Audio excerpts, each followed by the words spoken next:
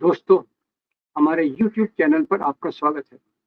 आज हम इस एक ऐसी समस्या के बारे में बात करेंगे, जो जहाँ धर्म के नाम की राजनीति होती है, वो समाज को कैसे बाँट देती है। जैसे हमारे सभी धर्मों में लिखा है, अपने समाज के साथ सद्भावना से रहें, पड़ोसियों के साथ अच्छा व्यवहार करें और जैसे ये बहुत अलग-अलग परंपराओं से बात आई है, ख़ास तौर से क्रिश्चियन परंपरा में ये बात है कि अपने पड़ोसी को पूरा जानो, पड़ोसी को के साथ मोहब्बत से रहो। वैसे ही हमारे समाज में भी ये बात अभी रुच गई है और ये हमने कई चीज़ों में देखा है, कहानियों में देखा है, फ़िल्मों में देखा है कि जहाँ लोग अपने पड़ोसी के साथ घुल-मिल कर एक अच्छा व्यवहार करते हैं और वो एक-दूसरे के लिए मददगार होते हैं। ये हमारी अभी सभ्यता का, संस्कृति का, जीने का तरीका का एक भाग बन गया था। पर पिछले 30-40 साल से इसमें एक बहुत बड़ी दरार आने लग गई है और इससे मेरा संदर्भ है कि वैसे भी पहले कई जगह ऐसा हुआ है कि हिंदू-मुसलमान जैसे भारत का विभाजन हिंदू मुसलमान के आधार पे हुआ था। कि पाकिस्तान जो बना वो इस्लाम के नाम पे बना, भारत जो बना वो धर्मनिरपेक्षता के आधार पे बना। यानी यहाँ उस समय भी देश में 12% मुसलमान थे, आज 15% मुसलमान हैं और लोग एक-दूसरे के साथ मिली-जुली बस्तियों में रहते थे। ये बात भी है कि उस समय भी कई ऐसे एरियाज़ थे जिनमें मुस्लिम मेजॉरिटी के लोग ज़्यादा रहते थे। पर ज़्यादातर इस बात पे कोई पाबंदी नहीं थी कि हिंदू इलाके में कोई मुस्लिम रहे और मिश्र बस्तियों में कोई मुस्लिम रहे। इस पे कोई एक विशेष प्रकार की पाबंदी नहीं थी। पर अभी पिछले खास तौर से 30-40 साल से ये प्रक्रिया ने एक भयंकर रूप ले लिया है। ये बात मैं क्यों कह रहा हूँ? अभी परसों की बात है, उत्तर प्रदेश में मुरादाबाद में TDI city housing society TDI city housing society में एक ये ज़्यादातर वहाँ का एक पॉश एरिया है और यहाँ संभ्रांत लोग ज़्यादा रहते हैं और मुख्य रूप से वहाँ हिंदू रहते हैं। वहाँ एक हिंदू डॉक्टर, डॉक्टर अशोक बजाज ने अपना घर एक मुस्लिम डॉक्टर इकरा चौधरी को बेचा। अब ये बात तो एक सामान्य घटना थी, इसमें कोई विशेष बात देखने के लिए थी। पर इसके बाद वहाँ की जो स्थानीय महिलाएँ हैं खास तौर से, उन्होंने बहुत एक जोरदार, ज़बरदस्त आंदोलन छेड़ा और इसकी शिकायत की। उन्होंने कहा, एक मुसलमान के आने के कारण हमारी बस्ती में असहजता आ जाएगी और उनका जो घर है, वो एक मंदिर के सामने है, तो इससे और भी परेशानी है और ये जो रजिस्ट्री हुई है डॉक्टर बजाज और डॉक्टर चौधरी के बीच में, ये इसको रद्द किया जाना चाहिए। ये माँग लेकर वो सरकार के पास गए। अब ये बातें इतने धरातल पर जाएँगी, इसका अंदाज़ा करना 50 साल पहले मुश्किल था।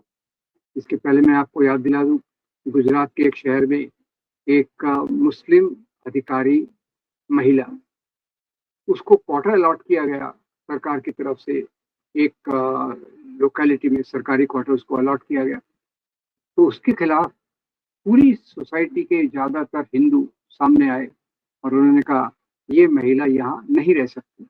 ये सब सरकारी अधिकारी हैं और ये महिला भी सरकारी अधिकारी है, जिसको वहाँ घर अलॉट हुआ था। तो ख़ैर उसको फिर जो कितनी तकलीफ़ से वो जी रहे होंगे या उन्होंने छोड़ दिया, बाद में तो इसकी खबर पढ़ने में नहीं आई। पर ये जो है इस प्रकार से एक नफ़रत अल्पसंख्यकों के खिलाफ, ख़ास तौर से मुसलमानों के खिलाफ, ये एक बढ़ती हुई प्रक्रिया है। आपको बता दूँ, प्राचीन भारत में भी जो हमारे दलित समाज के लोग थे, उनको भी गाँव में नहीं रहने देते थे। गाँव के बाहर उनकी अलग बस्तियाँ बन जाती थी। जैसे महाराष्ट्र में महारवाड़ा ये एरिया था जिसमें केवल दलित लोग रहते थे और इस प्रकार की घटनाएँ सबसे पहले याद करें तो पहले अमेरिका में हुई थी। अमेरिका में जो श्वेत, अश्वेत वहाँ जो डोमिनेंट लोग हैं, वो श्वेत हैं, जो एंग्लो सैक्सन हैं और वहाँ जो गरीब लोग हैं, बहुत सारे गरीब लोग, ये वहाँ के नीग्रो समाज से आते हैं। नीग्रो शब्द गलत है, यानी वहाँ के जो अश्वेत लोग हैं, काले लोग हैं, वो हैं। तो श्वेतों ने भी अश्वेत पर बहुत अत्याचार किया और उनको एक अलग एरियाज़ में जिसको अंग्रेजी में कहते हैं घेट्टो। अब घेट्टो शब्द का क्या मतलब है? एक मोहल्ले में सीमितीकरण कि धर्म के आधार पे या रंग के आधार पे या भाषा के आधार पे या खाने-पीने के आधार पे।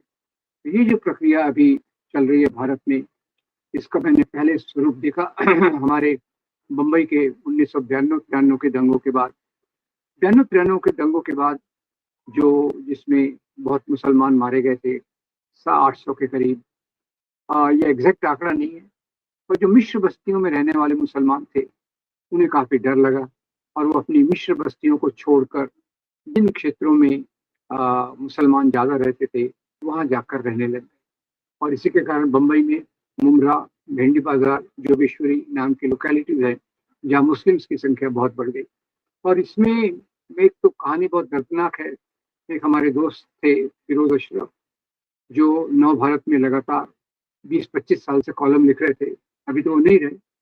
तो वो जो कॉलम लिख रहे थे रेगुलर पत्रकार थे, मलाड नाम की एरिया में मिक्स लोकेलिटी में रहते थे।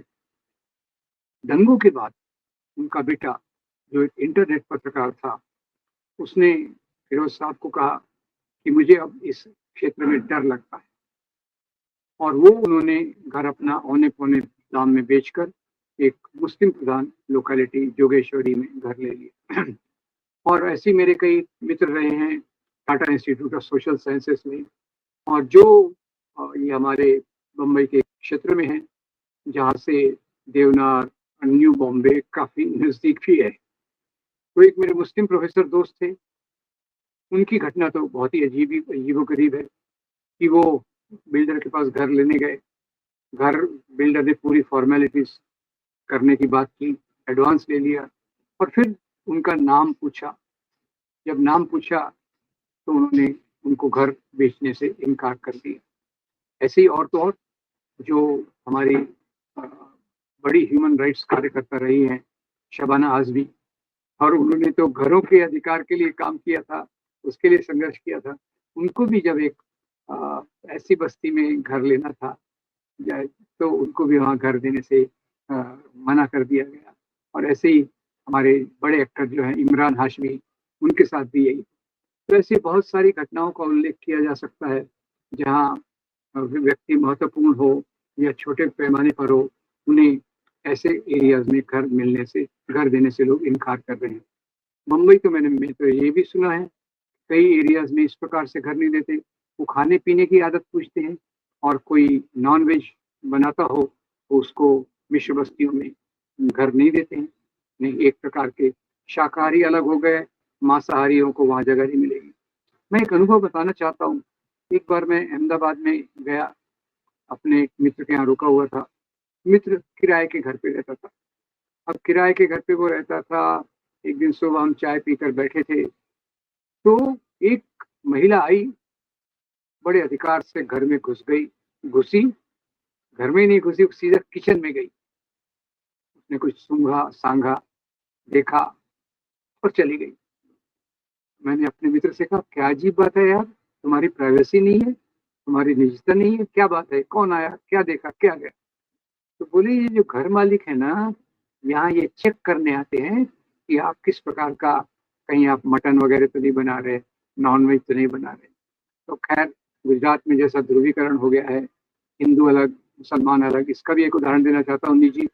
एक बार मैं ऐसे ही अहमदाबाद के एक दूसरे क्षेत्र में गया था, दोस्तों से मिलने और मिलने के बाद जब मीटिंग समाप्त हुई, तो मैंने कहा चलो घूम के आते हैं एक एरिया में। उस तरफ मैं जाने लगा दोस्तों के साथ, तो बाकी दोस्तों ने रोक लिया। मैंने कहा क्यों भई, उधर क्यों नहीं जा सकते?